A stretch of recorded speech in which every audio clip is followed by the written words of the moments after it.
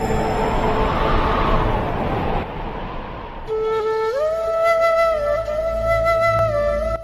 स्वामी समर्थ. तुम्हा सगळ्यांचे आपल्या स्वामीसूत्र ब्लॉग या चॅनलवर मनापासून स्वागत. स्वामी भक्त हो, आज पुन्हा एकदा तुमच्यासाठी नवीन स्वामी संदेश घेऊन आली आहे. आजचा स्वामी संदेश आपलं आयुष्य सुखाचं करण्यासाठीच आहे आणि खरंच जीवन जगण्यासाठी किंवा आपलं हे जीवन आनंदात घालवण्यासाठी बघायला गेलं तर काहीही लागत नाही. लागतं काय तर आपल्याकडचे असलेले चांगले विचार. नक्कीच हे आपल्याकडे चांगले विचार असतील तर आपलं आयुष्य हे सुखातच जाणार आहे आणि प्रत्येक स्वामी संदेश आपल्याला हेच शिकवतो. आपल्या चॅनलवर येणारे प्रत्येक संदेश तुम्ही ऐका, नक्कीच तुमच्या जीवनाला एक प्रकारची उभारी मिळेल.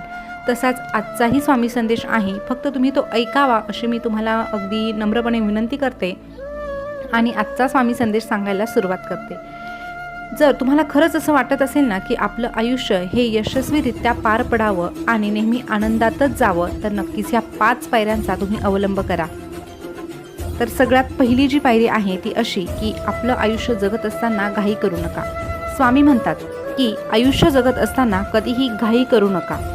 प्रसंग कुठलाही असो, चांगला असो किंवा वाईट असो, सुखाचा असो किंवा दुःखाचा असो, परंतु ह्या क्षणांमध्ये अशा परिस्थितीमध्ये निर्णय घेताना कधीही घाई करू नका.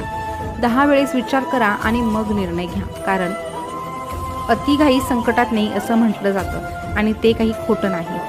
अति दुःखात घेतलेला निर्णय असो किंवा मग अति सुखात घेतलेला निर्णय असो, हा आपल्यासाठी त्रासदायकच ठरू शकतो. आयुष्याच्या वाटेवर चालताना कधीतरी गतिरोधक म्हणजेच स्पीड ब्रेकर आलंच पाहिजे. कारण ते आल्यामुळं आपला वेग कमी होतो, परंतु आपला जो प्रवास आहे तो थांबत नाही. त्यामुळे वेग आवर्जून कमी करावा. परंतु जर आपण ह्या गतिरोधकावरही आपला वेग थांबवला नाही आणि आपण अगदी घाईघाईने पुढे गेलो तर नक्कीच आपल्या प्रवासाचा वेग थांबेल की नाही ठाऊक नाही, पण आपलं आयुष्य नक्कीच त्या ठिकाणी थांबू शकतं.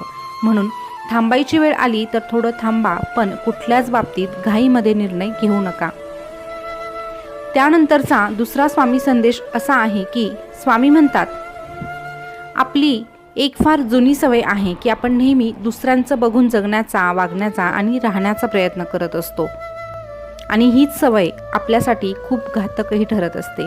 आणि या प्रयत्नांमुळे आपली स्वतःची अशी ओळख आहे, आपलं स्वतःचं काहीतरी अस्तित्व आहे आणि आपल्या देखील आवडीनिवडी आहे याचा आपल्याला विसर पडतो. आणि कदाचित आपल्यामध्ये असा एखादा गुण असू शकतो जो इतरांमध्ये कुणामध्येही नाही, पण आपण आपल्याकडे बघणंच विसरतो, आपल्या स्वतःकडे बघायलाच विसरतो आणि दुसऱ्यांकडे बघता बघता आपलं आयुष्य हे दुसऱ्यांचंच होऊन जातं हे आपल्याला कळतही नाही. त्यामुळे इतरांच्या गोष्टी जर आवडत असतील तर नक्कीच थोडंफार त्यांच्याकडून प्रेरणा घ्या. तसं होण्याचा थोड्याफार प्रमाणात प्रयत्न करा, परंतु स्वतःची ओळख विसरू नका, स्वतःचं अस्तित्व विसरू नका. नक्कीच प्रेरणा घ्यायला कोणीही नाही म्हणत नाही, परंतु अगदीच दुसऱ्यांसारखं आयुष्य जगणं म्हणजे हे मूर्खपणाचं लक्षण होय.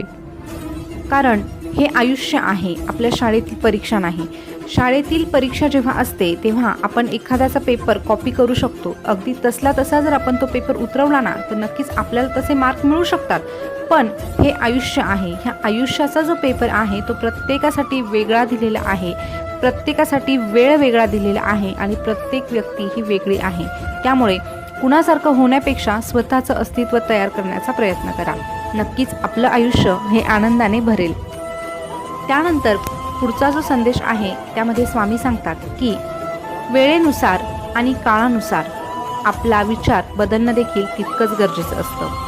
बाहेरची परिस्थिती कशीही असू द्या, पण जर आपण आपले विचार जर चांगले ठेवले, आपल्या आतमध्ये जे काही चालू असतं ते जर अगदी योग्य ठेवलं, सकारात्मक ठेवलं, तर आपली आजूबाजूची परिस्थिती बदलायला अजिबात वेळ लागत नाही. उदाहरणार्थ एखादा फुगेवाला असतो आणि त्याच्याकडे खूप फुगे असतात, वेगवेगळ्या प्रकारचे फुगे असतात. काही अगदी साधे असतात तर काही अगदी रंगीत असतात, काही चमकदार असतात. पण शेवटी ते फुगे किती उंच उडणार आहे हे फक्त आणि फक्त त्याच्यामध्ये हवा किती आहे यावरून ठरतं, ना की त्याच्या बाह्य रूपावरून.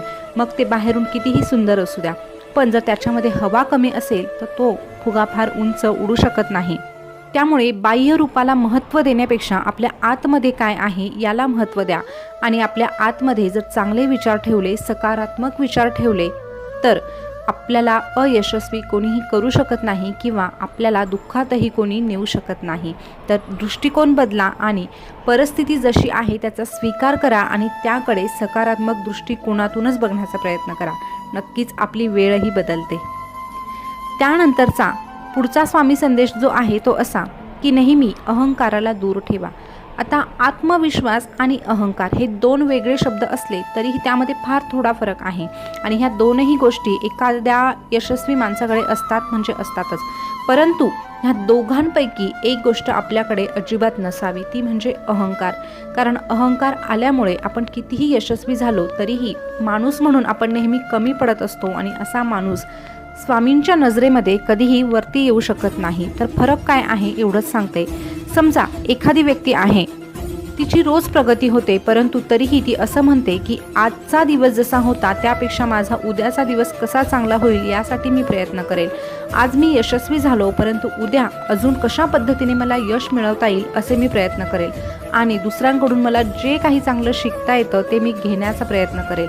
तर नक्कीच ती व्यक्ती यशस्वीच होते. परंतु जर एखादी यशस्वी व्यक्ती असं म्हणत असेल की नाही, या जगाच्या पाठीवर माझ्या इतकं हुशार कोणीही नाही, माझ्या इतकं समजदार कोणीही नाही, तर नक्कीच त्या व्यक्तीमध्ये अहंकार आलेला असतो आणि अशी व्यक्ती कितीही यशस्वी झाली तरीही ती कधी ना कधी खाली पडणार म्हणजे पडणारच आणि तिला सावरण्यासाठी मात्र कोणीही राहणार नाही. त्यामुळे यशस्वी व्हा परंतु आपल्यामध्ये कधीही अहंकार येऊ देऊ नका.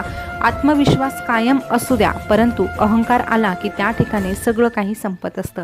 तर स्वामी भक्त हो, हे 5 अनमोल संदेश असे होते की नक्कीच आपल्या जीवनाला उभारी देण्याचं काम करत असतात आणि आपलं आयुष्य सुखाचं घालवायचं असेल, आनंदात घालवायचं असेल तर ह्या गोष्टींचा अवलंब करा.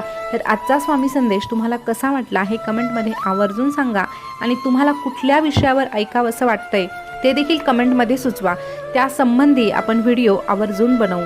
पुन्हा भेटूया नवीन व्हिडिओसोबत. तोपर्यंत स्वस्थ रहा, मस्त रहा आणि आपल्या स्वामी सूत्र ब्लॉग या चॅनलवरचे स्वामी संदेश ऐकत रहा. धन्यवाद.